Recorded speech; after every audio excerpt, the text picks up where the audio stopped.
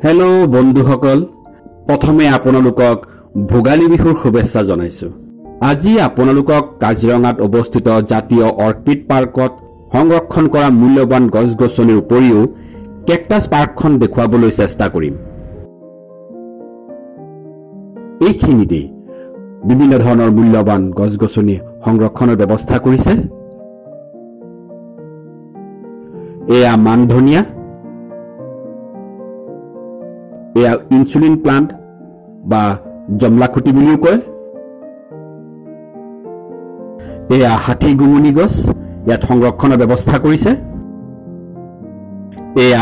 এয়া হেতালতি, কাউৰী থুটিয়া লতা বুলিও কয়।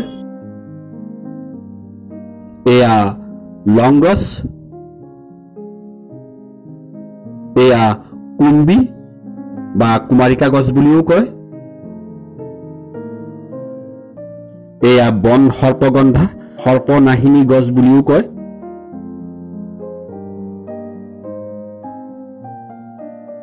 এয়া জহাপাত বা জহা কেতেকী বুলিও কয়।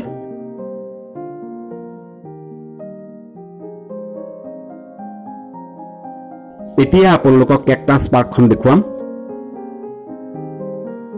এয়া কেকটাছ পাৰ্কৰ মূল প্ৰৱেশদ্বাৰ।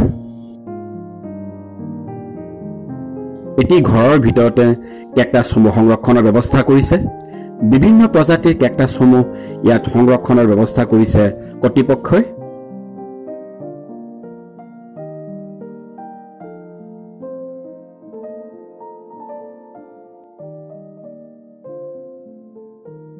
সুন্দৰ পৰিৱেশ, ভাল লগা মুহূৰ্ত।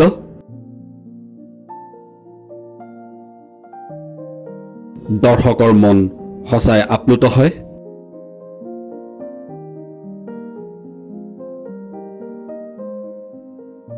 সঁচাকৈ ভাল লগা মুহূৰ্ত, সুন্দৰ পৰিৱেশ।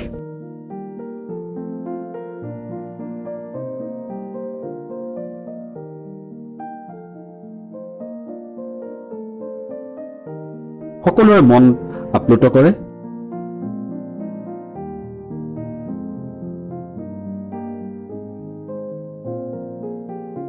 কিছুমান বলৰ নিচিনা, কিছুমান সাপৰ নিচিনা, কিছুমান ওখ ওখ।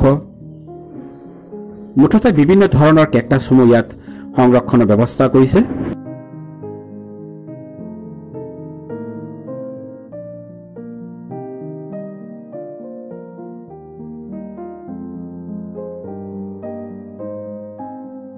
ভাল লগা মুহূৰ্ত।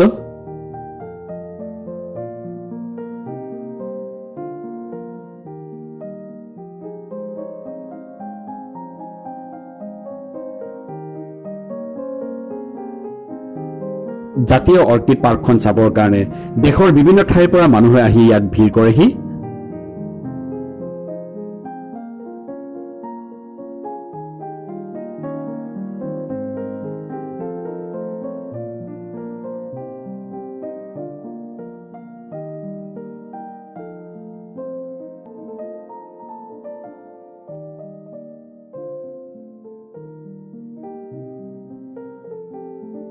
যদি আপোনালোকৰ মন আছে তেনেহলে জাতীয় অৰ্কিড পাৰ্কলৈ আহক আৰু ইয়াৰ সৌন্দৰ্য উপভোগ কৰক।